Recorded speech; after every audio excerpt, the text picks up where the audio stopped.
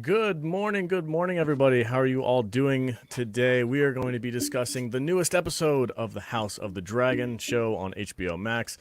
The episode name is The Rogue Prince. What we do every week here on the Salty Nerd Podcast, we sit down with some hardcore book nerds and some casual fans like myself, and we break down the newest episode of this show to see if they can shed the bad blood of the Season 8 of Game of Thrones and have a good time doing it. So thank you all for joining us. I see you guys in the chat already. JT is here, Farnsworth. We've got a couple of great reoccurring fans in the chat. Thank you all for being here. Really appreciate it. I'm stoked to talk about this episode. I have some thoughts, and I have some salt to drop on it as well. So let me introduce my panel of nerds. As always, joining me, Matt Vader 74, the color commentator. What's up, sir? How you doing? I woke up with a little bit of a thing in my throat, so but we're good. We're good. Got a frog in your throat? Got a frog. Yeah. I would like to say once again that I really resent this week's thumbnail. Kadish calling me or any of us, except maybe Mr. Akiki there, expert in anything, just as annoying as hell. So I'm an expert in lots of stuff. Stop it. Quit calling me an expert. It's going to be funny to have the thumbnail say we're experts and then hear us butcher the names from the show. Expert analysis. Listen, I did my part. I know. We got a text message from Jude this morning with all the pronunciations of all the various characters in the show. You. I was like, You're thank you. welcome. Thank you, Jude. It And was you know what? driving me crazy. You're welcome. Oh, Charles, it was driving me crazy too. This morning I was like, I have a list of names I need to text everyone. Yep. Yeah, as someone whose name has been mispronounced countless times over my life, I completely feel for this. So I'm a name nerd. Sorry. Yeah, So- no, I get it. That's all good. I So blame Jude- George R. R. Martin for naming all these people weirdly. Yeah, I know, right? I mean, even I get confused too because some of the names, like throughout history, first of his name, second of his name, third of his name. But then, even if they're different names, they're still the same name. it was that was actually, I mean, without going too far into that, it was very kind of like Lord of the Rings. Like if you were in a certain section of that world, like the Rohain, like there was kind of an AO situation going on. So it's kind of like the Targaryens, their names are similar. So it kind of fits. Yeah. So, anyway, Jude, welcome. Hello. Thank you for being here. And Charles, welcome back. Thank you for being here as well. Together. And last but not least, producer of the show, Matthew Kadish. Welcome, sir. Can't wait to talk about today's episode. All right. So real quick, guys, in the chat, this is how this is going to happen. We're going to do a quick synopsis, a little bit shorter than we did last week, and just kind of give us the bullet points for the episode. And then we're going to go ahead and discuss it full spoilers. So if you haven't seen the episode yet, I would suggest go watching it before you check this review out. And thank you for joining us as always. And last but not least, I want to remind you, if you do drop a super chat, which we really do appreciate the support, we will be doing a segment at the end of this live stream for just super chats. So we're going to star them, we're going to save them, and we're going to give you all of our attention at the end of this show so that you guys can get your money's worth. We really do appreciate the support. So if you can drop us a dime, we'd love to hear from you in the chat. All right, so I have a really quick synopsis for this episode, and then we can dive into it and have a great time chatting about it. This episode's name is The Rogue Prince. It takes place about 6 months past the death of Queen Emma. And the synopsis goes like this. The crab feeder kills some more of Valerian's men. Viserys gets an offer to marry a 12-year-old, and he tells everybody tells him that's a great idea, but he's not a complete creep, so he says no. Daemon steals an egg, and Viserys almost does something about it. Rhaenyra shows everyone what girl power can really do. That's it. That's the synopsis for this episode. Wow, you should have let Jude do that. Wow, man. I'm gonna just pick my battles. Hashtag girl boss. Yeah. Okay, so I'm just going to get my salt out of the way. This is the only thing I kind of was a little bit like, I wonder if they're going to be able to kind of play this game with this main character, Rhaenyra. She's the main character of the show. She's supposed to be she's growing into the strong female character. She is the soon-to-be queen or the possible queen. And what I want to see from the character is a little bit of hesitation, she's a young girl. I feel like she needs to have a little bit of like a reservation about what she's doing. I love the fact that she did some of the things that she did in the episode. But I was like, she's a little bit too sure of herself, I think.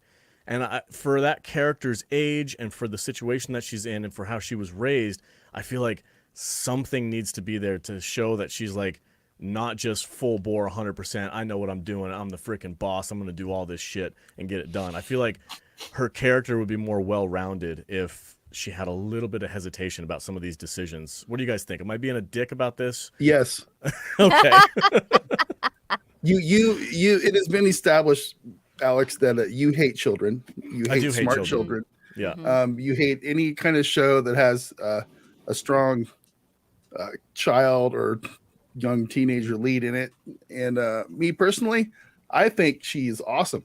I love her character. I think she's strong. I think she's way smarter than everybody on this show takes her for. In a weird way, she reminds me of my oldest granddaughter, who sits here, and I can see her mentally taking over the world, and she's only 10. Okay. I like her, and I think you're misreading her. But I haven't read the books, so I don't know. Jude, go ahead. You can respond. Speaking of strong women, as she raises her hand to talk. please, sir, may I have an opinion, sir? So just a little bit of backstory without any spoilers from the books. Like, there are many sitters on the throne that it's kind of like either they're a weak king or they're a strong king or they're like way too strong king. And I think they're trying to set the stage for Viserys being a wishy-washy king. This is not the first time we've seen this happen. And in the first episode, we saw that Rhaenyra, not Rhaenyra, by the way, Rhaenyra was like, all I want to do is ride my dragon into battles and be cool and do that shit, but I can't because I'm not a girl or not a boy. So we got a little bit of that anyway. And plus she's been trained her whole life about like the kingdom. She's been a princess her whole life, whether she was the heir or not. She's well versed in what's going on. Plus she's the king's cupbearer. She's in every single council meeting. So she does know what's going on. Has she been trained to fight? No, she wasn't allowed to train to fight, but she's a dragon rider. Immediately she's a badass. Not everyone is a dragon rider, but she is. I also want to point out that in the first episode, they kind of set up that Rhaenyra, is that how you pronounce it? Rhaenyra? Yes. Yes. Good job. Good job. So Rhaenyra, she's in the Godswood with Alicent, and she's kind of like not taking her studies seriously, but the minute Alicent calls her on it, she just fires off like, this and that to show like how intelligent she was. But because like she didn't really have any future, like she just didn't care. But now that she's been named the heir to the throne, she's kind of asserting herself a little bit more. And we see that in this episode, and people are kind of like, well, we appreciate that you're the heir now, but we don't want anything to change. And she's like, but things have changed. And now, like, I'm trying to show like how good of a leader I can be because she actually has some skin in the game now. Yeah. So I think that's kind of like the difference with this episode is that Rhaenyra, is that right? Yes. Her perception of her role has changed, and that's why she's able to do these things that she's confident about. Right, I thought Charles, go ahead. Yeah, I actually liked her way more in this episode than I did the first episode. I like the fact because we have to remember it's been 6 months, so there's been change. She's been the cupbearer in these meetings for those 6 months. I like the fact that like this show, how they did it. If you're gonna girl boss, this was how to girl boss because it made sense that people were worried about. Oh, we don't want to offend this house. We don't want to offend Seaguard and the Malisters of Seaguard. And she's just like, dude, my dad should have a Kingsguard that knows how to fight. Yeah. And again, the person she chose, good choice. Yes. But I really, and it also, it sets the stage for, other stuff. But the thing is that I really liked how she asserted herself in ways that made sense. And she, again, while people don't want things to change, she realizes that I have to show myself. I have to prove myself. Obviously, if she was a boy, people would be like, bravo, bravo. But, and I liked even the conversation she had, the kind of conflict with Rhaenys. And I think that's the queen who never was. Yes. Sorry, Rhaenys. And interestingly enough, just a real thing about Rhaenys, the significance of the name, that was actually one of Aegon the Conqueror's sister wives. Yes. And it was also one of Rhaegar's daughter. So there's been 3 major Rhaenys that we've seen in the Targaryen line. That's not a spoiler, that's known. But anyway, It is known. It is known. It is known. I know. And another thing I also noticed about another indication about how weak Viserys is, if you noticed, every Targaryen in this show has a dragon except for him. He had Balerion. Balerian's dead. He has not chosen a new dragon. That just shows how weak he is, how exposed, that he doesn't have a dragon yet. He has not chosen a new dragon. Dude, that throne is rejecting him. Yeah. Yes. Yeah. Before, and one more. Oh, I'm sorry. One more note. Yeah, go ahead. I loved. Can we talk about the latter part of the Daemon, her and Daemon stuff later in the episode? Let's hold off on that because there's something I want to talk about first. Okay. So there's a great council or a small council meeting in the beginning of this episode where the sea snake comes in and he's pissed because like this crab feeder dude is just like wreaking havoc on the stepstones, and talking about the weakness of this king. Like he comes in, the sea snake comes in there like wanting to freaking like throw down. Like, I've got to go down there. I've got to defend my land. I've got to defend my men. Like, we can't let this happen. And King's like, well, I don't want to go to war. It's fine for now. We called some people. Like, it's that type of thing that just shows his weakness. And then what I did like about this one scene is that the princess comes in and she's like, why don't I just take a dragon down there and just freaking lay waste to this place and like put our foot down? And I thought the reaction of the council was pretty ridiculous. Like they were like, oh you girl, stop it. Like I just want to talk about that council meeting. So if you guys had any other thoughts about that, I thought it was a lot of fun. It was great politicking. I liked the show of weakness from the king versus the show of strength from the sea snake. So any other thoughts on that? Yeah, I thought that. Charles. I really thought it's unfortunate that somebody else had to remind the sea snake of his place instead of the king having to do it first. Mm-hmm. Like the king should have been. Oh, Otto, yeah. Yeah, like Otto had to do it first, and it's just like it should have just taken a look and it should have shut him down. But at the same time, the king should have like, hey, this is, regardless of just the sea snake's interest in his wealth, obviously he'd be pissed about that. But obviously this looks bad. And, Dragonless Viserys is not doing anything. And there's a way that he could take care of this. So it is another sign of him just being wishy-washy and just want to keep the peace. And I understand him wanting to be the peace, but it's just like, dude, there can be no peace without justice in certain areas. And I think that he, again, he's weak. So I have a question. Yeah, go ahead. This crab feeder person.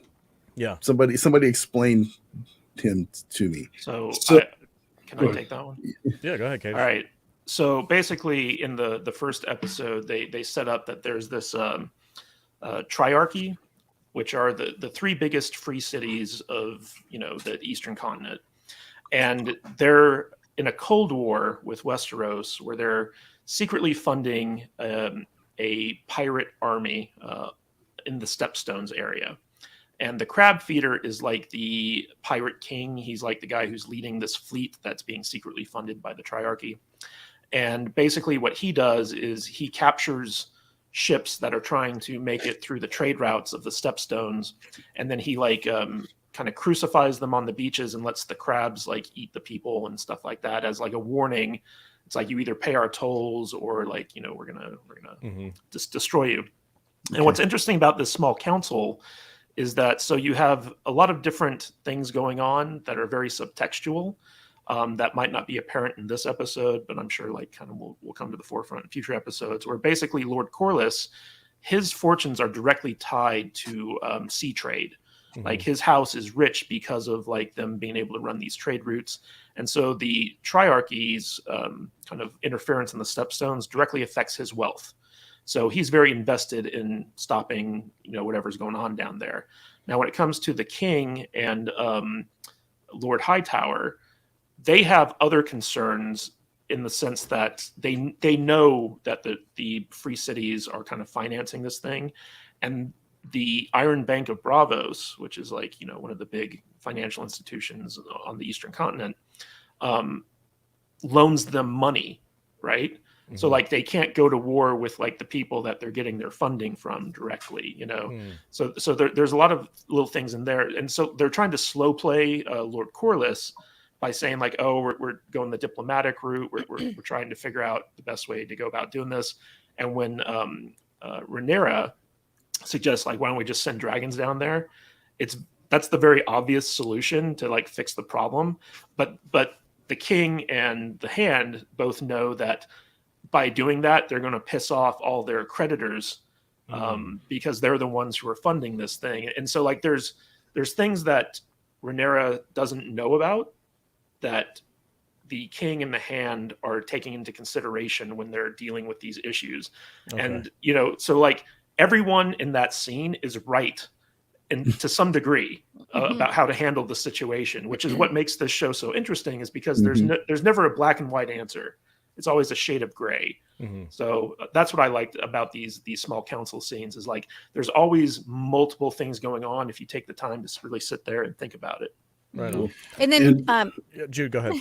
just to give you a little bit more background, like when Aegon first conquered and Westeros became under like one kingdom, basically, it's only been, I'm not exactly sure, but maybe 100 years since that happened. Okay. Like just the weakness of Viserys when Corlys comes in, and he's like coming in like hot, like you don't come at your king like that. But like when Viserys inherited the throne, the king before him, Jaehaerys, was the one that repaired the kingdom. Yes. And Jaehaerys had his work cut out for him, because prior to him inheriting the throne, the king before him, Maegor, destroyed everything, and the kingdom was like broke and barren and war torn, and Jaehaerys is the one that repaired everything. And all Viserys has had to do is basically nothing his entire reign. So he's not cut out to handle really any kind of conflict. And he's only been on the throne for like 9 or 10 years, right? Like 10 years at this point. Okay. Yeah. And another thing to add to her point, Jaehaerys built roads. He reestablished a relationship with the faith. The only thing Maegor did, other than create the Red Keep and Maegor's Holdfast, is just like the term Maegor's teats comes from him. But going just a little slight backstory on the three cities. They were, with the exception of Braavos, which was built in secret, it's called the Secret City. The other 8 used to be actual colonies to the Valyrian Freehold. So that's one of the reasons why, if you see like anyone who's from Lys or some of the free cities that kind of has these Valyrian features, it's because there's a lot of intermarriages between the freehold and then these free cities. So that's why Braavos is like, they've never been conquered. That's why Braavos has this reputation, and it's also kind of built differently from the other free cities, the other 8 free cities. So. All right, the next thing I want to talk about, we kind of touched on it already, but the choosing of the new Kingsguard by the princess. This was a really fun scene, and one of the things this is a stupid thing to like, but I was watching the scene, and I loved how, again, this is going to sound stupid, but I love how bright and colorful everybody's uniforms and armor was. I just thought that was a really nice touch visually to kind of separate them from each other. Like old Game of Thrones, the original show, like everything was kind of muted. There was like house sigils and stuff like that, but their armor wasn't like very noticeably different unless you were like specifically like a main character. But I just love the note, like when she looks over the balcony and she looks down all the knights. I'm like, oh, that's this house and that's this house. I love that visual communication that this show did with us. Do you guys have any other thoughts on the choosing of a new Kingsguard? So much. Go ahead, Jude. Okay, so I'm going to go book again. Sorry for anyone who doesn't want to hear about the book. You're going to have to. Originally, the Kingsguard was chosen because Aegar's wife, who was also his sister. Aegon. What did I say? Aegon. Oh, sorry. Aegon's wife, Visenya, said that like basically this city watch wasn't good enough, and he was like, what, they're here to protect me. And she took I think it was a dagger, and she sliced him, and she was like, I could have killed you just then. You need a Kingsguard. And that's how the Kingsguard was made, because they had to be like around and ready for fucking battle at any time. So the fact that like his Hand wants to like just be like, oh, well, we want to make nice with them, and they're a very important family, like that's all fucking wrong. It should be people who know how to battle and who are ready for it. So Yeah, Rhaenyra made a right call. Yeah. Charles, And another thing too, jumping off her point, first and foremost, the thing that it's funny and it's great. Charles and I are going to start our own channel. Yeah. So I know that 5 hours long. one of the big issues that George R. R. Martin had with the original Game of Thrones series is how the knights never wore helmets. And I don't blame him for that. I get that you can't see their face, but it's just like you got to make it look like, hey, this is actual combat. They're going to protect their head. So they show these guys wearing their helmets when it's necessary, which makes sense. And I love the fact that you could see the sigils of all these people. And to add to her point about Visenya and Aegon, it wasn't even just that she said, hey, I can slash you. During their battles with Dorne, because it took decades, centuries for Dorne to finally truly become one of the Seven Kingdoms.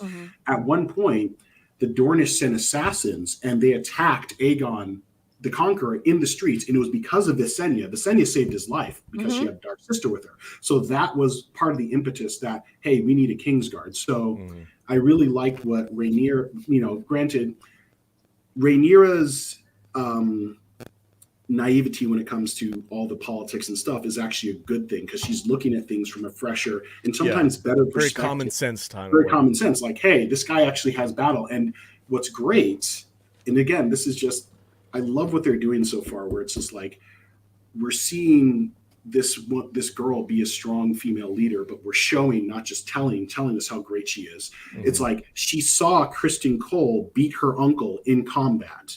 And so now it's kind of like, oh, there's a connection. He asked for her favor. Now it's like she sees that, she recognizes them. She doesn't know these other guys, and she finds out they're just tourney knights. So it made a lot more sense that, oh, okay, I've seen this guy fight. He's actually had combat experience. He should be protecting my dad. So I like it. Kadish, go ahead. Yeah, so one of the things I'm really liking about House of the Dragons compared to Game of Thrones is that in the books, George R. R. Martin kind of goes into detail about like everyone's armor, right? And different factions have like different styles of armor. Most notably, the Kingsguard in the books, like their armor is kind of like enameled in white, and so like their armor's white, their cloaks are white, and they're supposed to have a very distinct look to them. And when they were doing the original Game of Thrones series, they were like, oh, we can't figure out how to turn armor white, so we're just going to have them wear armor with like a white cloak. And they did that throughout like the entire series, where basically like the Lannisters with their weird like face masks and stuff and the gold cloaks, like nothing in the original Game of Thrones series looked like it was described in the books, which really bothered me. And with this series, somehow they magically figured out how to do CGI for dragons and how to like make plastic armor that looks like metal, so like they can have like different colors and stuff like that. But regardless, like the armor that is being shown in this series is a lot more authentic to the books, because it feels like actual like fantasy armor, and the Kingsguard actually has white armor. The gold cloaks actually have gold cloaks.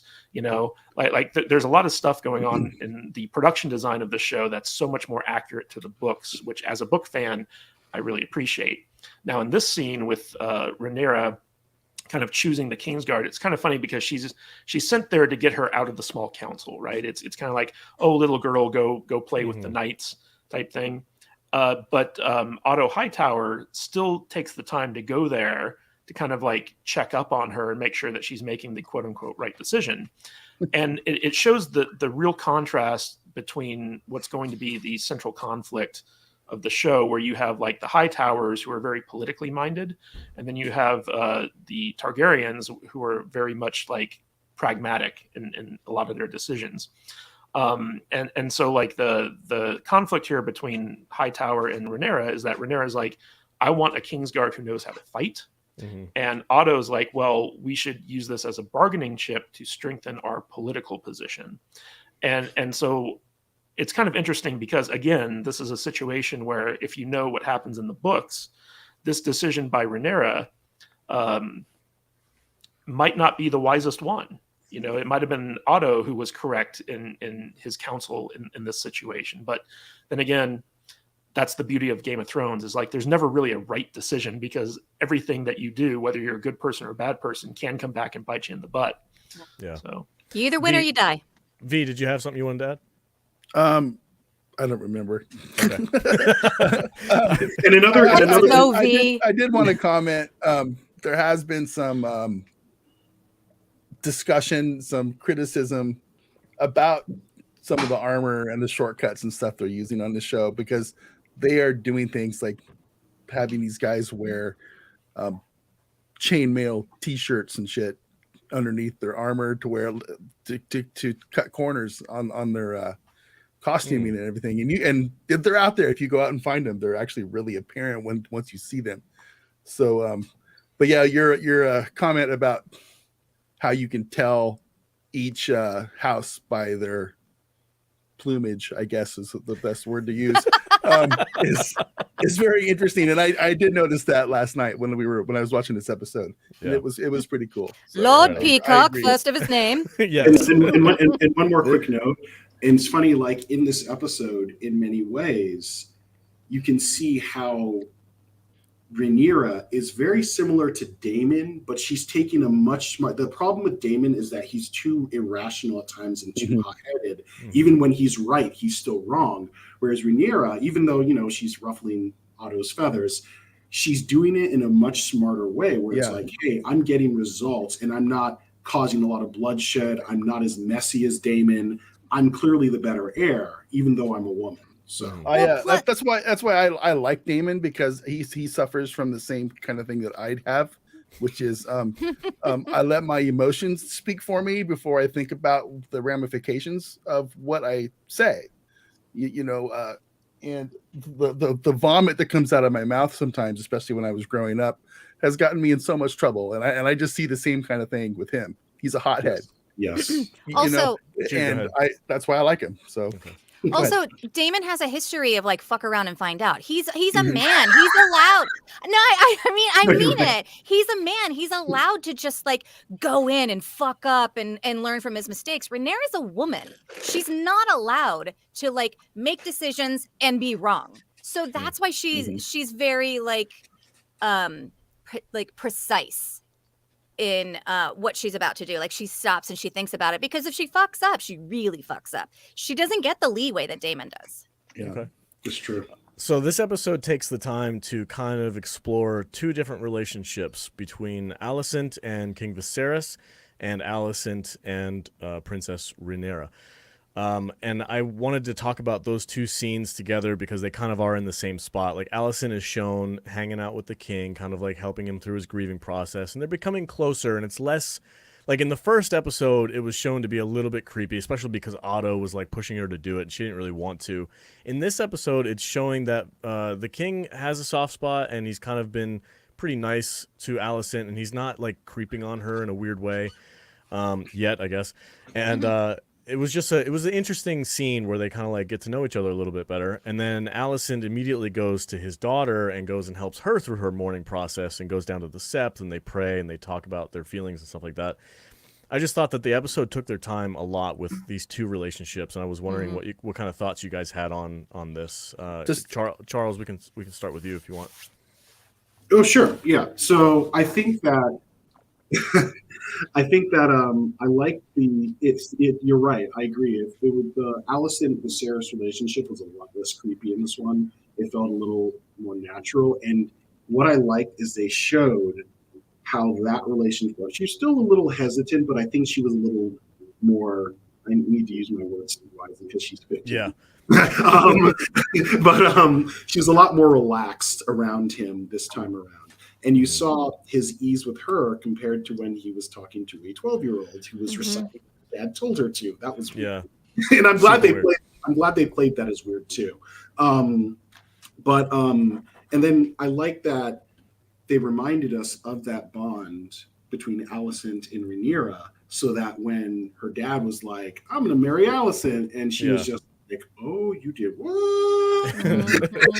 And especially how they had earlier in their episode where she basically, I forgot what it was, where he said, like, I think Viserys asked, like, I don't know if it was Viserys asked her or somebody asked, like, "You're not telling Otto about this, right? Like our conversations."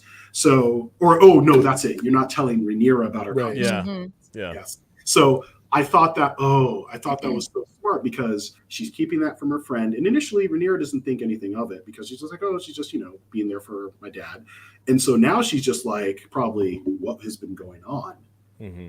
Oh, you've been sneaking in my dad. And so it's a betrayal. And yeah, that's all I'm saying. You could see the "you played me" on Rhaenyra's face when that happens later. But we'll talk about it later. Go ahead, Via, go ahead. I'm trying to figure out your guys' take on this a little bit because from the very get-go, from the very beginning, Otto Hightower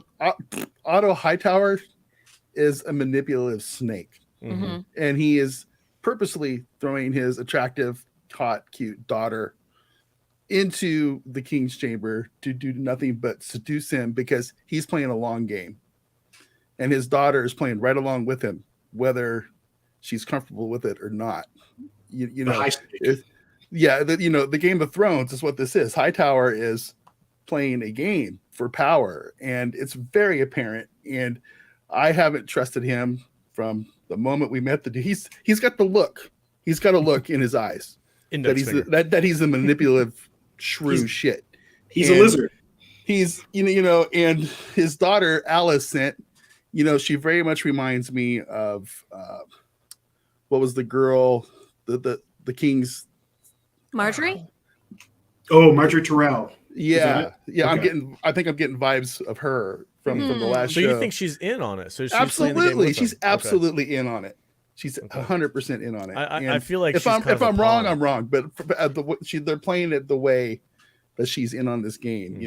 What 15-year-old girl in whatever fictional universe is going to go start macking on your best friend's dad? It's okay. It's fucking weird. Okay, it's just weird, and it is what it is. Right, I'm gonna go to Jude after this. So go ahead, Jude. I'm just gonna say, like, in this world, women they have jobs to do that are given to them by their fathers. Mm-hmm. Neither of these girls have mothers now to guide them. The only people directing them are their fathers. That's all she has to go on. What's she gonna do? Say no and end up in a prison cell? Or nunnery. A nunnery. A nunnery, yeah. She's gonna be a silent sister. Yeah, she's gonna be a septon. Or she could be the queen, or she could be a septon. Yeah. Or septa. Kate, does she have anything to add?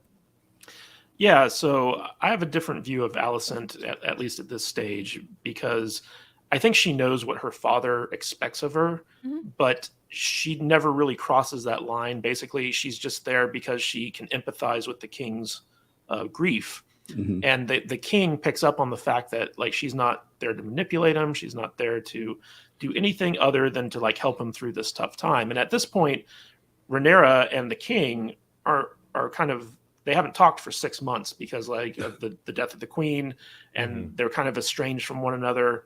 And so you see at the beginning of this episode that Alicent's actually trying to bridge that gap and bring them back together, where she's like, she tells Rhaenyra, sometimes, fathers don't speak the language of women. And so, like, if you want to talk to them, you have to initiate it. And she says the same thing to the king, where she's like, just if you go to your daughter, she will, talk to you. And so, like, I feel like she's trying to be a good person. She's like the Eddard Stark in this situation. Mm-hmm. And the politics in her orbit basically end up corrupting her goodness, because there are all these people who are using her as a pawn in a larger chess game.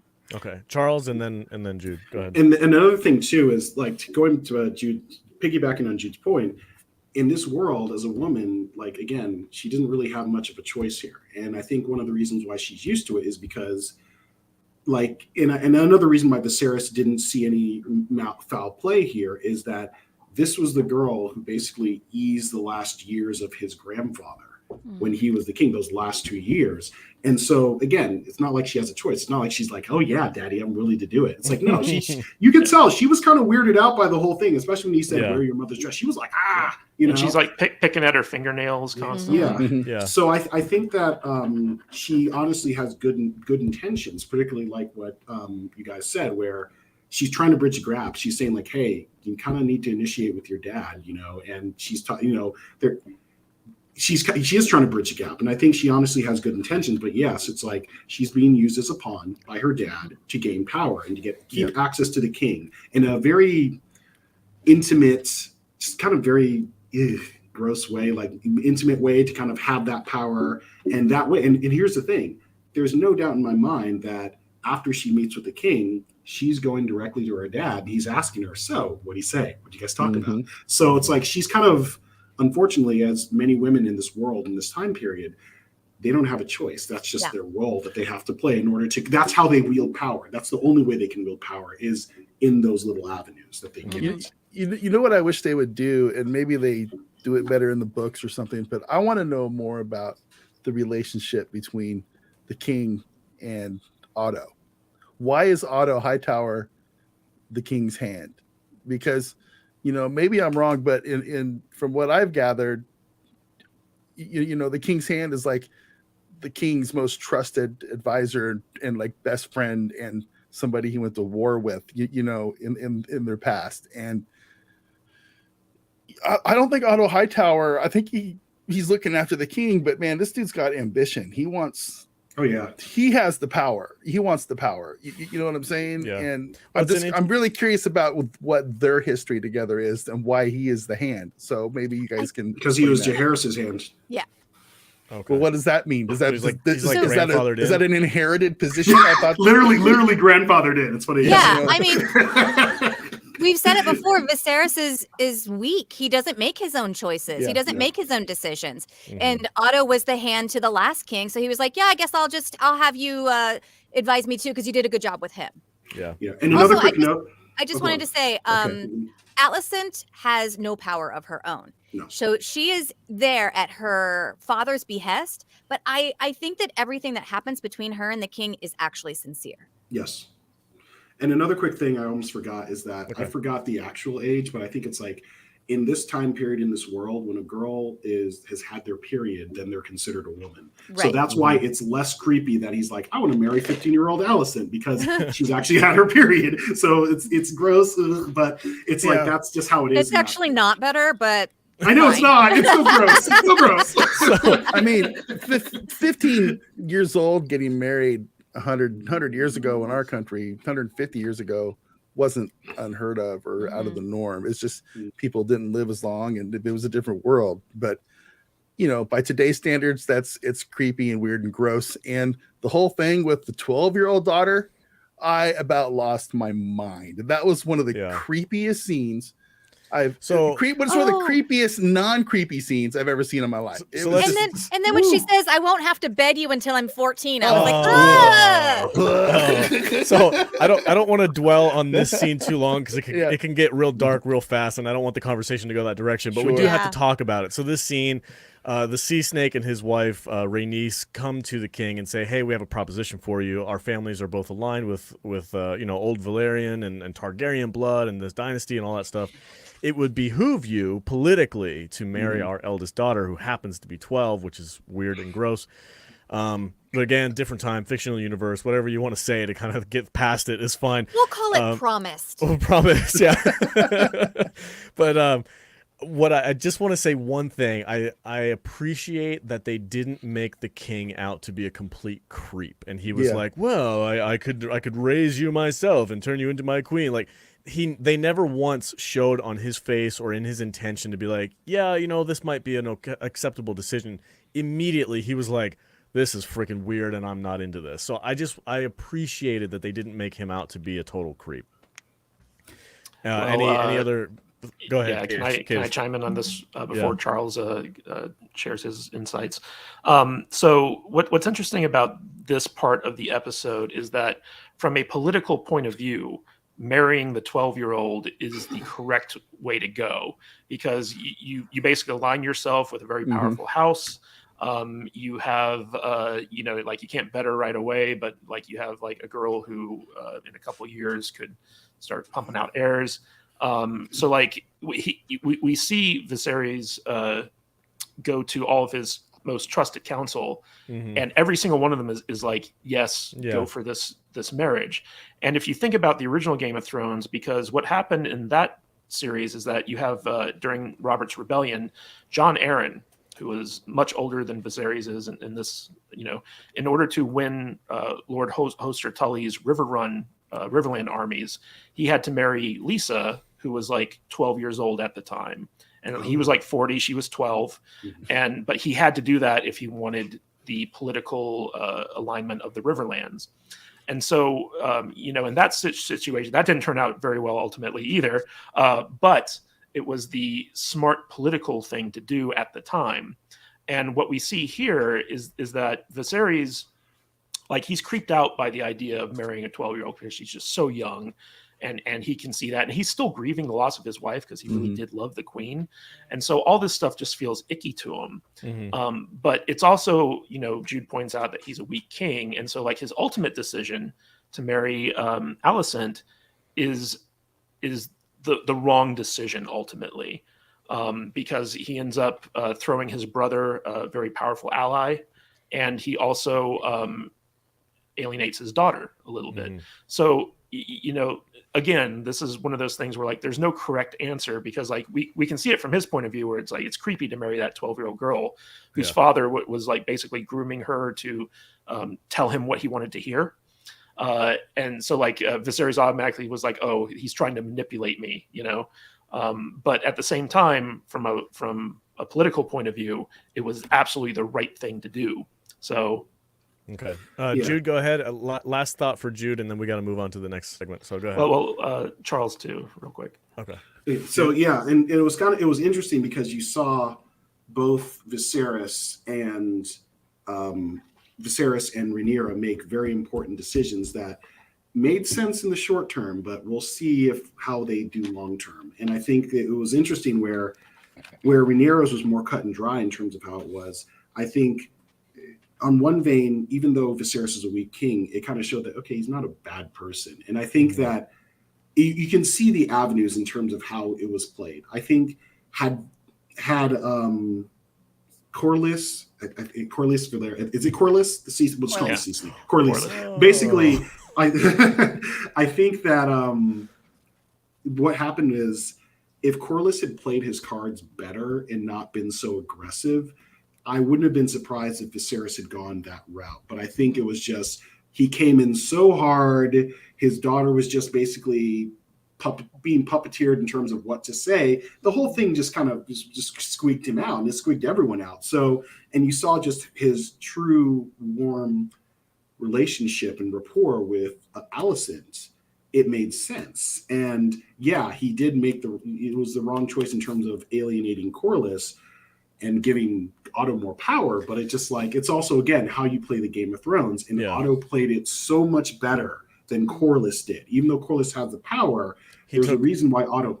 Yeah, he took more subtle action before he did. 6 months before. Yeah, literally. He laid the groundwork. So yeah, Jude, go ahead. What Viserys should have done in the first place was marry his daughter to Daemon. Problem solved. Yes. Wait, what? Okay. What? Who should have married who? He should have married his daughter Rhaenyra to Daemon, and then we wouldn't have even had this problem. Uncle, niece. Gross. Okay. I mean, Aegon married 2 of his sisters. It's the Targaryen way. Yeah. Speaking of Daemon, the next big thing. This is my favorite segment of the show that we watched last night. The whole egg stealing, Daemon kind of doing this standoff with Otto. This whole scene was freaking so cool. I love the politicking. I love the dick swinging of these two guys, like on that bridge. They were just throwing insults at each other. And it was a really cool scene. And then again, visually, because I'm a freaking nerd and I love dragons, like that scene where the dragon comes underneath the clouds and pops up, and it's like, here's my stance. I'm gonna take care of the situation because none of you men can handle it. I'm gonna do it myself. So it was really cool. I love this scene. I'd love to hear your guys' thoughts on this. Let's start with Jude. Go ahead. I thought it was really fun. I knew Daemon was lying about everything. I liked like the tete-a-tete between Daemon and Otto, but what I really loved was Rhaenyra coming in swinging her big dick and just like walking through all of the guard and just being like, I'm here to squash this. Loved it. I loved it too. V, And how then about he you, buddy? turns around and throws that egg at her over Yeah. his shoulder. Oh yeah. Fucking Well, bad. he never Fucking gave a shit about the bad. egg. He never gave a shit about it. It was just She's he like, was that's just my egg. That's my castle. yeah. But I'm gonna walk away. I'm gonna choose my battles too. V, go ahead. What do you think about this whole scene? I'm with you. I think it was one of the best scenes of the show. This show is basically it's Days of Our Lives on on steroids, right? Yes. I mean, there's a reason housewives and ladies and women like this stuff, because it's a soap opera, right? It's Days of Our Lives turned up to 11, right? with dragons and swords, and that's As exactly the what dragon this is. turns. Well, yeah, As the dragon turns. yeah, exactly. Oh, ladies And, love them, but you two seem to know a lot about them. Yeah, and so was Game of Thrones. So was the last show. These are soap operas with fantasy elements, and that's why they're so popular. That's why these things break out of the nerd window, and they have 20 million people that watch them in the first week that's out. That being said, I watch these shows not just for that, but I like the dragon stuff. I like this scene with the dragons coming in to Dragonstone and stuff, and the confrontation between the uncle and his niece, and it was awesome. It was really good, and it really set the tones for these characters. I was a little disappointed in Damon on this. I'm not gonna lie. Oh, she called his bluff. Because he got bitched. Mhm. He got slapped like a little bitch, and by a 15-year-old girl, and it was good. It was good. Her dragon flying in, landing there like a boss, or Yeah. walking I through, and the soldiers whoop, parted the sea. You know what I'm saying? And she's like, "This is my house. You're here at my pleasure, and quit fucking around and give me my egg." And that was it. Yeah, it was basically a whole scene, and it was quick, really good. Before we go to Charles, I just wanted to say that Damon's dragon, like the sound that it made, the sound design behind it was so much different than any of the other dragons that we've heard so far. And the look of it, like Jude mentioned last week, how different they all look and how colorful they are. This one, like this bright red freaking snake-looking dragon with the two horns, badass looking. Charles, go ahead, buddy. I loved it. I thought it was great. I thought, and honestly, other than Viserys himself, and actually, I don't even know if Viserys would have been able to fully diffuse it. Rhaenyra was the only one who could really do that, because obviously he's not going to hurt her. There's no way he'd do that. And just like she was the only one to diffuse it, I loved the shots. I loved how they kind of did that background where you saw Syrax and you saw Caraxes, that's Daemon's dragon, kind of on their respective porches. Like, I thought it was just so well done. I was definitely getting Dany vibes in terms of when she kind of came in and kind of just, girl boss. Like, again, it was done so well. And she was, and honestly, it made sense that she was going to do that. She's the heir. That's her uncle. He's not going to hurt her. And most importantly, Dragonstone is hers by right. It's not his. He's basically trespassing.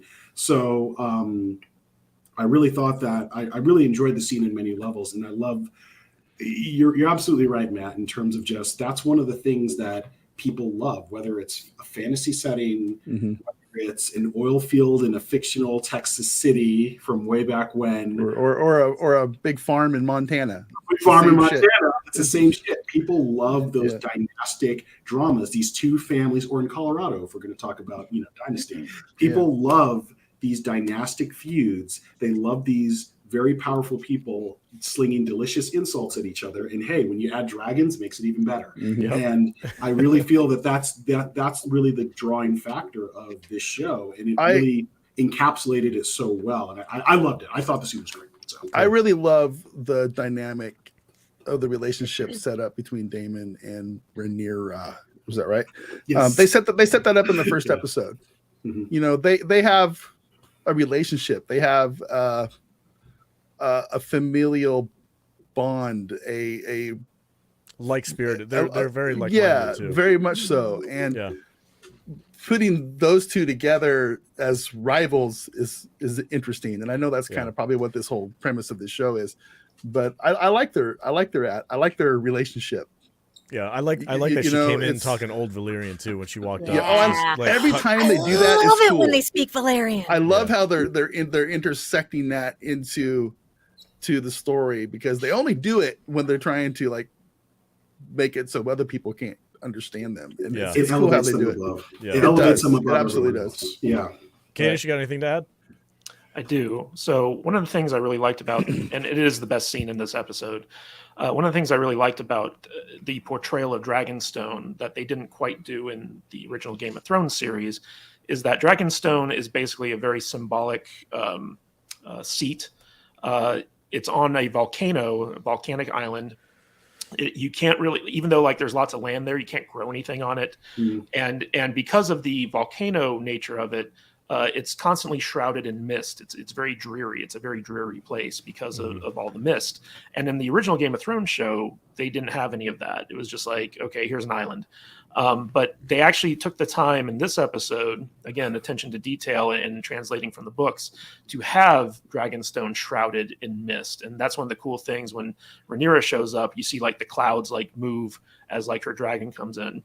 But more than that, the best part of this scene, in my opinion, was when Daemon sees Sir Criston Cole, who's now a member of the Kingsguard, Yes. and he's like, he's like, oh, was it Sir Crispin? Was it? And and Criston Cole's like, actually, it's Criston Cole, my prince. And he's like, oh, I must have forgotten. He's like, you didn't forget when I knocked you off your horse, though. Yeah. He's like, you know who I am. Yeah. And it was funny because at that retort, Damon was like, oh, well played. Like he had some respect for the guy. Because not only can he joust at the tourney, but he can joust. He can joust verbally. Yeah, exactly. And but the thing that really struck me about this scene is that so Daemon, this was a fuck around and find out trap, definitely, where he stole the egg. He specifically knew that his brother would not come for it because he just knows how it works. And so it was a lure to get Otto Hightower out there. And this scene, more than anything, shows just how bad of a hand Otto Hightower is, because as he's trying to do the diplomatic approach, I guess you'd call it, you can see Sir Harold Westerling, who's like the new commander of the Kingsguard. He's played by Graham McTavish. The minute that Otto falls for Daemon's kind of like verbal traps, like he eggs him on. The minute that Otto falls for that, you just see Harold Westerling's head like fall, because he's like, oh God, this is not going to go well. And these two, Daemon specifically baited Otto to get him out there so he could embarrass him. Like he wanted to send Otto, because he knew Otto wasn't going to be able to do anything, so like he wanted to send Otto back in disgrace as a way to kind of like put him in his place and also kind of like dig at his brother a little bit. So this was all just a game to Daemon. You could see that playing out. And the minute that the dragon shows up, Otto knows like, oh crap, I screwed up. And this is one of those things that also shows how bad of a hand Otto actually is. Like he's very politically savvy, but he also is very easily kind of like insulted and baited because he's very proud. And Daemon knew this, and it wasn't until Rhaenyra showed up where she basically called his bluff, and he was like, okay, well, I've had my fun. Here's your egg. Get out of here. So there were, again, a lot of stuff going on in this scene, and it was definitely the best scene in the show. Right on. Jude, go ahead. Okay. So Daemon was just trying to see how much he could get away with. And because Rhaenyra is so much like him, she knew exactly what he was doing, and she went toe to toe with him. Like when she shows up and she's like, "Do be sure not to upset my dragon. He's very protective of me." Yeah. Like she's going like toe to toe against Daemon. Like, "Oh, you're gonna show up with your dragon? My dragon's just as mean as yours." Yeah. It was really cool. So go ahead, Charles. And I liked how they kind of set up a little earlier in the episode where, granted, it's exposition. I guess, for a lot of people, it's better than sexposition. But they had Viserys talking about Dragonstone earlier in the episode and during one of his conversations with Alicent. So they kind of established. Yes, talking about yes. So they're talking about Vhagar, kind of where he is, but they're talking just a little about Dragonstone and the history and how it was on a volcano. I like how they did keep the design of the old, what they established in Game of Thrones, but I like the mist, but I like how they kind of set that up. So it's like when you get there, it kind of sets the stage for what's there and what's happening, and just kind of so Yeah. So then immediately after this scene, we get a little bit of exposition between Damon and his mistress that kind of spells out the whole thing, that he was completely bluffing the entire thing. They're not getting married. She's not pregnant. In fact, she can't get pregnant. And she's pissed because he was basically using her as a pawn to get a rise out of his brother. So I was curious, does anybody have any thought? I don't have much to say about that. I just like the dialogue. I like that she was, she kind of reacted the way she did. She's not just along for the ride. Yeah, She has she's a like, you voice just of put her a own. target on my head. Yeah, she's like, what the hell, dude? I came to you for safety, and you just threw me freaking under the bus. Yeah. Like, I She's don't like, you know what they're gonna do? They're gonna kill me. Yeah. I actually thought for a second that when they were having that discussion, that he was just gonna like grab her by the back of the neck and throw her out the window. I really thought that was gonna happen because she's just a piece of ass. She's nothing to him. He's not Longshanks. Yeah. I mean, it's like, oh well, that didn't work. I'm done with you. I'll get another piece down at the So house. I do want to point out that she can have children, but she doesn't want to have children. So like as a prostitute, she's taken measures like moon tea and stuff like that to not get pregnant. But she said in that scene that she made the decision never to get pregnant because she doesn't want to have children. Mhm. Right. But she can have them, and in fact, okay. that's something. No spoilers, but that's something that comes into play a little bit later on. Oh, okay. I misunderstood what she said, because she said something along the lines of like, "I've ensured that I couldn't have kids," or something like that. I thought she made a comment about the curse of birthing or something like that, about how because women die in childbirth in this world, and who wants to go through that? She also saw it as I think she also saw it as a prison. She kind of mentioned that, like, I don't want to be imprisoned by that or something like that. That was kind of her mention. Yeah. These damn kids are always up your ass all the time. Tell me about it. I totally get it. Cue one of Alex's kids walking in right now. Exactly. but Lady Misery was looking pretty good in this episode. So. Yeah, she does. And I liked her accent too. Do you guys remember Shay?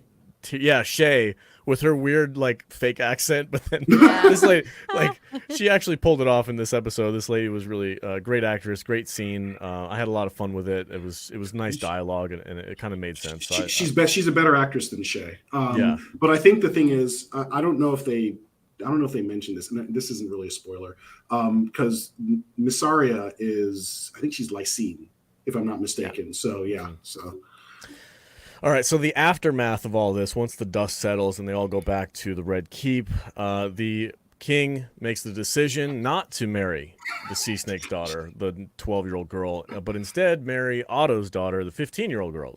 Slightly better, I guess. Which then completely throws everything to the sea. Just like he's pissed off. The Sea Snake is pissed off. He runs off and he goes and hangs out with Damon. And is like, let's team up, mister, because I hate your brother just as much as you do. And then we have this betrayal between Alicent and Rhaenyra. So everything kind of falls apart at the end of this episode. Nobody's happy at the end of this episode, which I think it's going to set up a fun episode after this, which we kind of see the aftermath of all this. But what did you guys think about the ending of this episode and the weak king's decision to not marry his political friend? Yeah, I need the book readers and Kadish to explain the web of deceit that's going on here. So okay, I have a bone to pick. All right, go ahead. What the hell was Alicent doing in a small council meeting? That was what was she doing right. there? That's actually right. Yeah. As soon as they panned over to her and she's like, what? That was only for like the scene to be like, have Rhaenyra's reaction to her. But like, what was she doing there? That's what I was going to say. She shouldn't have been there. That's a good point. I was really annoyed about that she was even in there. That's true, yeah. Get the woman out of the small council. That's almost, I wonder if the king told Otto beforehand. Bring her along. To bring her along. Because I'm going to make an announcement today and she needs to hear it. Like, I wonder if there's something. Well, then why wasn't Rhaenyra like, what the hell are you doing here? Yeah. That's a good point, Jude. So, Charles, did you have anything to add about this ending of the episode? I loved the messiness of it all.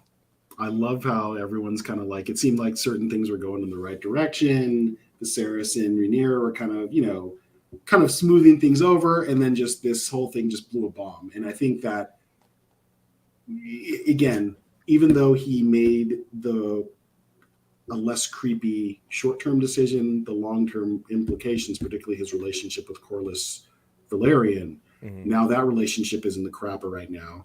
And so now Corlys is going to Daemon for help with the crab feeder.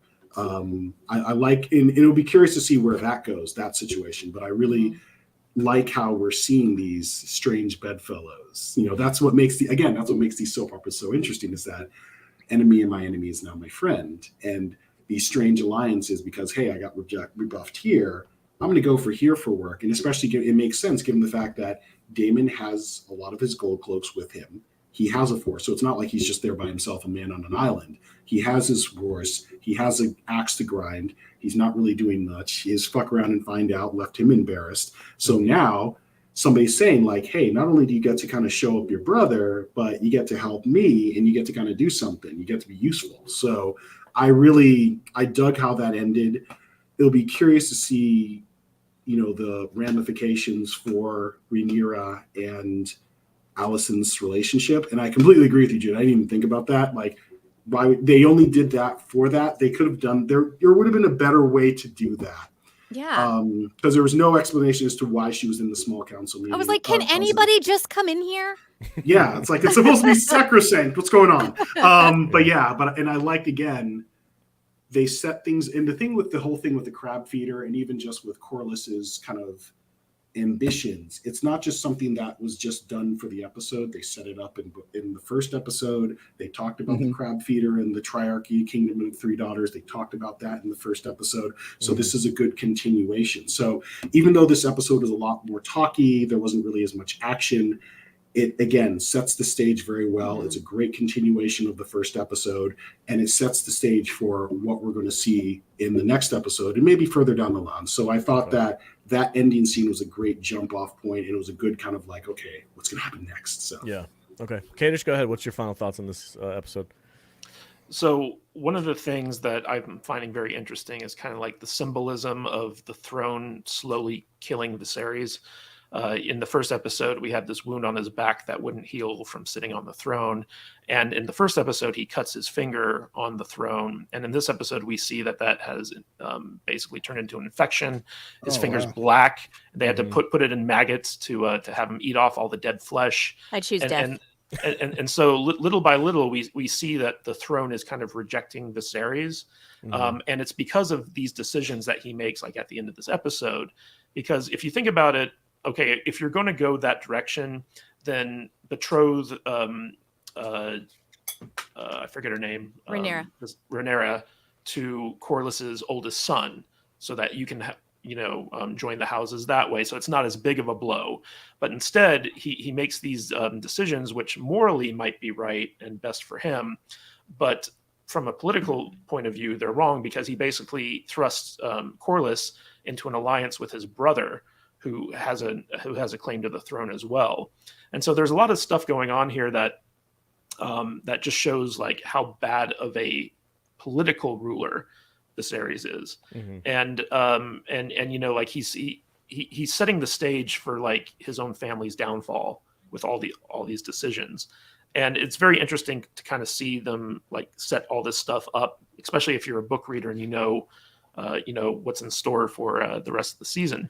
But one other scene I wanted to point out, which I really liked, was there's a scene where basically Viserys goes to Lord Lionel Strong, who's the Master of Laws on the Small Council. And this is a character, we saw him a little bit in the first episode, but he becomes a very important character, and his family becomes very important in the Dance of the Dragons going down the road.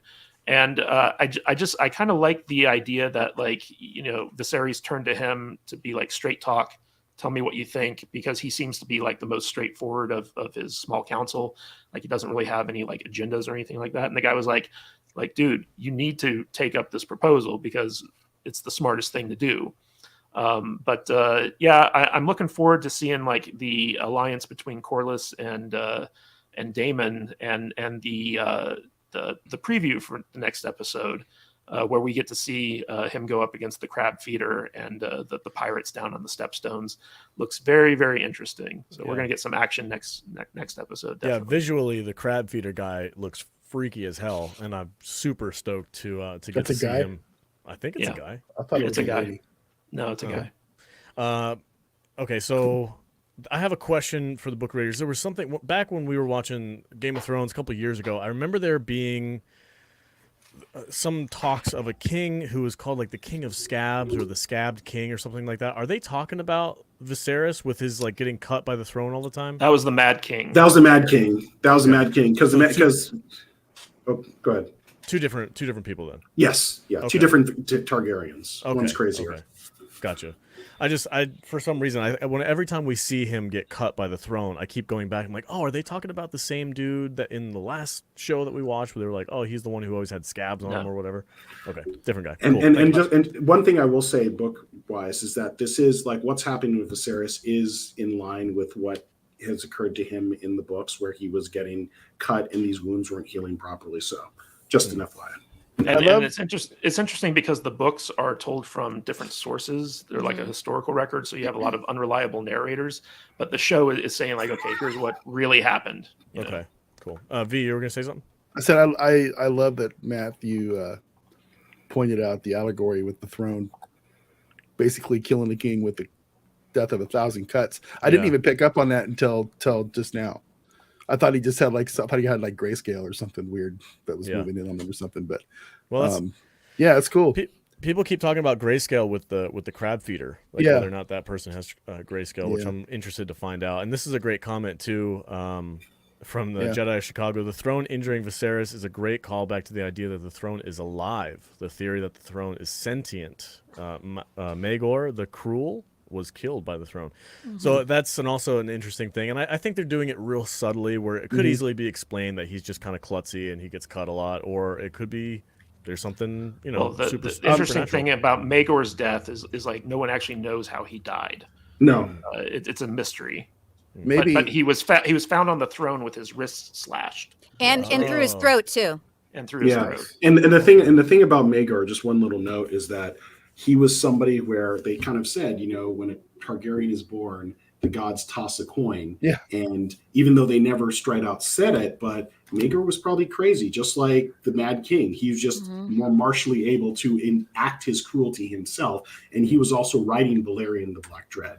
Yeah. I'm looking forward to episode 3 when Viserys gets an infection from the throne and they go down to the market and they put his feet in a tub full of little fish, so the fish can. Well, it looks like we're getting a big time jump in the next episode as well. At least 9 months, right? Yeah. Well, yeah, we went 6 months from episode 1 to episode 2 to 6 months, so we're gonna do another jump, which has taken almost more than a year from episode 1. So it's a lot of time. Because the next episode is called "The Second of His Name," and we see that the new firstborn son comes along with right there in the teaser. Alicent and Viserys. Yeah. So there's got to be a time jump there, unless I'm thinking it's probably at least like a year and a half, because that toddler looked like he was like maybe 6 months old at least. So I'm thinking it's a year and a full head of solid white hair. Yes. All right. Before we go on to super chats, last round, any final thoughts for this episode? Jude, go ahead. I'm really excited that there was a mention of Vhagar, because if you haven't read the books, Vhagar was one of the original dragons that were ridden in to conquer Westeros, and no one knows where he is, and he is the current biggest dragon in the world. Yeah, because the original 3 were Balerion, Vhagar and Meraxes. Meraxes died in Dorne during the war, the first Dornish War. I think the first of the second Dornish War. So after Balerion died, Vhagar's the largest. Vhagar was also Visenya's dragon as well. Cool. Right on. I thought it was Rhaenyra's. Rhaenys had Meraxes. Oh yeah. Okay. Yeah. Yeah. Because they died together. Okay. Yeah. Okay. Cool. Do you guys think we're gonna see that dragon? Is it? Oh, I don't know. We're getting nods. We don't know. Okay, maybe. I think so. We'll see. I think so. I'm not saying anything. I want more dragons. That'd be really cool. Well, I know nothing. I'm Jon Snow here. I think they said that we're going to see 11 dragons this season. 17. 17. 17. There's like over 30 or something that they did. They planned for the show. Very cool. Something like that, yeah. Right on. All right, Katie, let's go ahead and start pulling up these super chats. People in the chat, we are taking super chats right now. So if you want to support what we do here, drop us a dime, and we'll read your comment and talk about it. So go ahead, let's get the first one. Backyard TARDIS, Nick over here with $5. Thank you, sir. I love the united stance against Alex's kid booing. Goonies never die. Yeah. That's a thing for me, man. Like if you're a kid and you're just like way too sure of yourself and you're just taking care of business, it does stretch my Or if you're a suspension of woman. it stretches my suspension of disbelief a little bit. So I would have liked to have seen a little bit of hesitancy, but her been like, man, should I go stick my freaking neck out here and do this?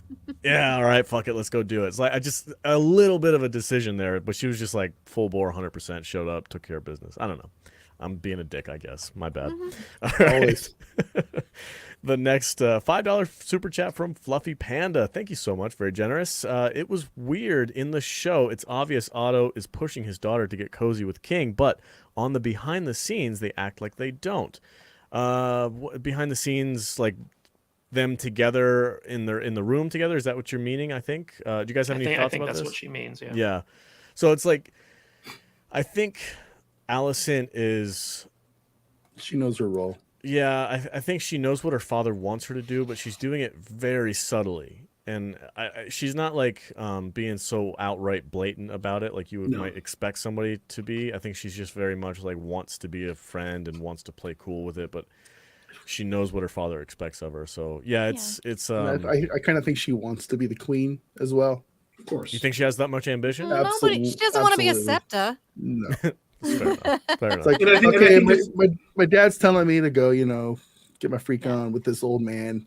But the upside is I get to be the queen of the world. So Also, I think that everything that happens between her and the king is very genuine. I don't think Yeah. she's being disingenuous when she's with him.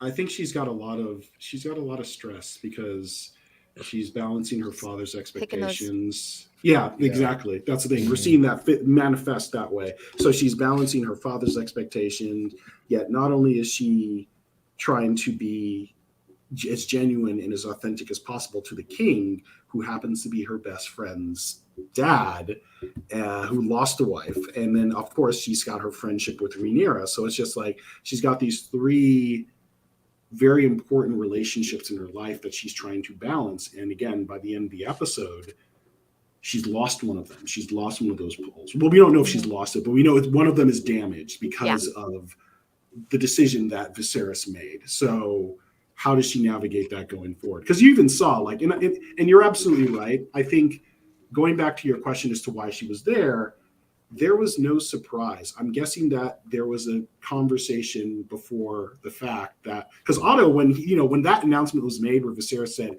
"Hey, I'm going to marry us, Alicent," you say Otto's kind of like looking at his daughter, kind of all smug like that. So there was definitely a discussion beforehand. Mm-hmm. So they weren't shocked. This didn't come out in order for them, just for everyone else. Okay. But yeah. I dig it. Right and on. I think that Alicent at this point, she's being genuine. Like she's not trying to seduce the king. She's just trying to be kind to him at this point. And it's not until like she has children where basically Rhaenyra becomes jealous. Rhaenyra becomes jealous of the children and sees them as a threat to her succession. And Alicent sees Rhaenyra as threatening her children, where Alicent makes that switch from being like the person who wants to do good to the person who wants to protect her family by any means necessary. So for her, I think it's less about the politics and more about the emotion and protecting her family and stuff like that. And that's the thing that kind of drives her to start playing the Game of Thrones as a serious player, as opposed to someone who's just trying to genuinely do the right thing. Nice thought. I like that. We saw a little bit in the preview. Yeah. All right, Fluffy Panda for $2. Great comment. It's every politician's dream. Marry a 12-year-old. God, I freaking hope not. Gross. Tell you what, modern freaking American politics right now really makes me question that, though. Thanks for the $2, Fluffy. Thanks you for the $2. Great comment. You sick bastard. You weirdo. Yeah, there's definite uncomfortable things about this universe, but we've dealt with that before. Game of Thrones. I mean, there's a lot of really uncomfortable things that happen in that show. One of the ones that really took me aback was when Jaime Lannister fucked his sister by force right. at her son's grave.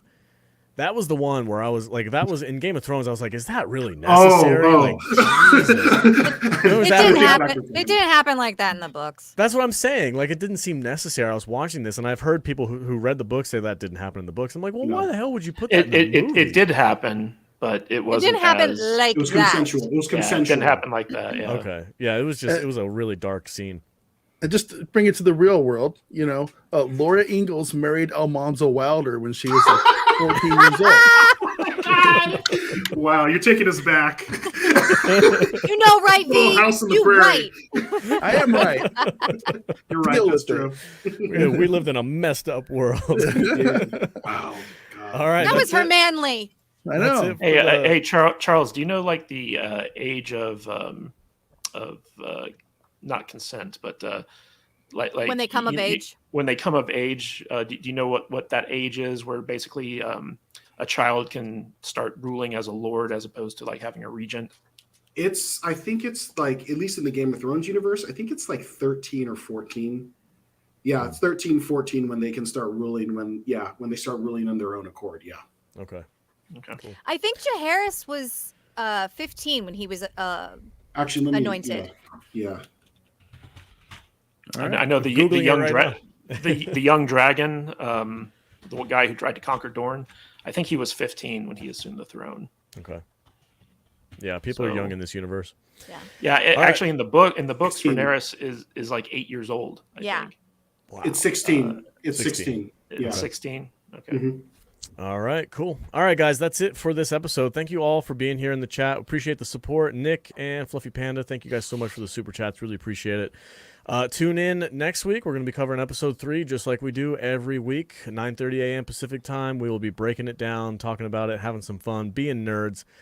So thank you all for being here. And just so you guys know, we will be going live on Twitter Spaces tomorrow for our main podcast. We're doing Judge Dredd with Sylvester Stallone and then the Carl Urban Dredd. So we're doing original versus remake this week on the podcast. So we're going to have a ton of fun. Be there on Twitter Spaces. And if you're not already, head over to our Discord server, saltynerd.discord.com, and join up there. You're going to get all of the notifications on when we drop videos, when we're doing watch parties, trivia night, all kinds of really fun stuff over there. So if you're and not all the already... stuff we do on Discord is free. Yes, everything's free on Discord. If you are a club member, go to saltynerdclub.com, $5 a month. It gets you access to a special Discord chat within the server and also a huge library of content as well. We'd love the support. Our goal right now is to get to 100 Patreon members. So head over there to the saltynerdclub.com area and sign up. We'd really love it. And there's a couple of club members in the chat right now, and you can ask them if it's worth it, and I guarantee you they're going to say absolutely yes. We have a ton of fun with our club members. All right, let's get the heck out of here. Matt Vader, where can they find you on the socials, and what are you guys doing on Saturdays? Well, first off, I'm going to go have a watch party in our Discord immediately following the end of this discussion. Ooh, you gonna watch C? We're going to watch C season 3, episode 1. Nice. So we Nice. can talk about that tomorrow. And Saturday, what's going on Saturday? Saturday, I believe Rings of Power, right? Rings of Power is starting up this week, Oh. right? Mhm. Right, Matthew? So, yeah, and I'm not sure who our special guests are going to be this week, but we'll let everybody Well, know. we're So- going to have a fantasy author on with us, as well as Smud Boy, who's a big There you go. YouTuber, and Odin's movie blog as well. Oh, sweet. will be joining us, in addition to Brian from the podcast. So full panel. Nice. Awesome. All right, cool. Jude, go ahead. Take it away. Question. What did we say we were gonna do when we get to 100 Patreon members? We're going to You watch... quit talking about that. We're going to watch Pluto Nash. my Yeah, so don't sign up for the club. Well, it's better than the alternative. Some people were talking about making us watch the Twilight Saga, and I was just like, Oh it's my not- God, oh that's god, that's mean. gonna take like 1,000 patrons before we do that. That's mean. Jude, where can they find you, and what do you got going on over there? I am the redheaded daft cow, and you can find me at I am Jude Juju on Instagram and on TikTok. Also, I had the honor of guesting on someone else's podcast the other day, and that just came out today. If you listen to Ice Cream Social, you get to listen to me too. Right on. So, Apple, iTunes, and Spotify, Ice Cream Mhm. Social. Yeah, wherever you get podcasts, they're pretty popular here locally. Lots of people listen to them, and so if you listen to today's episode, you get to hear me too. Right on. No extra right. charge. And, Free redhead. Charles, where can they find you at? And tell them about your books. They can find me on Instagram at CCEKK, CCEKEKE.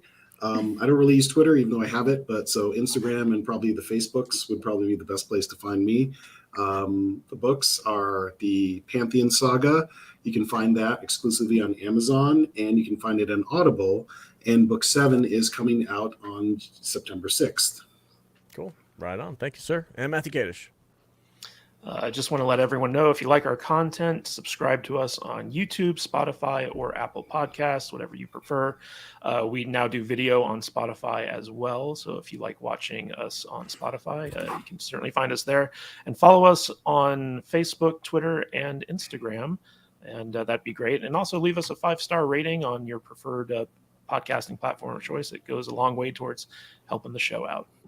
All right. Thank you guys so much for being here. Stay salty, my friends.